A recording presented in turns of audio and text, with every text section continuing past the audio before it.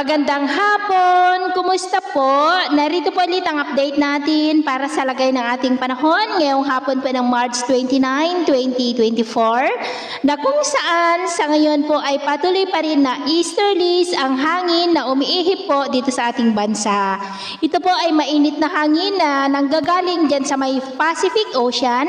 Dahil po sa mainit na panahon ay may daladala po yan na moisture na siya pong dahilan ng mga isolated rains na madalas po natin na nararanasan sa panahon po ng tag-init, lalo na po yan sa dakong hapon, gabi at madaling araw.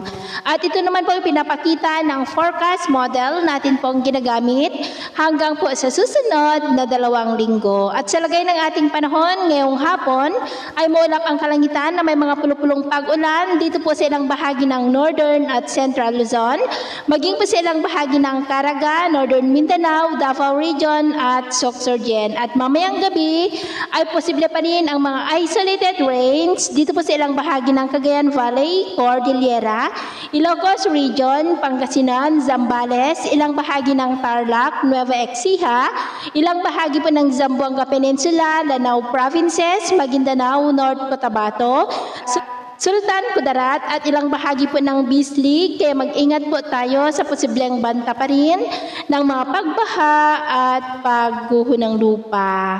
At sa atin naman po mga baybayin, wala naman po tayong nakataasan ng mga gale warning signals, pero iba yung pag-iingat lamang po kung papalaot tayo para mas makaiwas sa mga sakunang pangkaragatan. So, yun po ang latest update natin sa araw na ito. Nakapamuli si James na nagsasabing, sa kahit na ng pagsubok po na darating sa ating buhay, huwag na huwag po tayong mawawalan ng pag-asa. Thank you and God bless!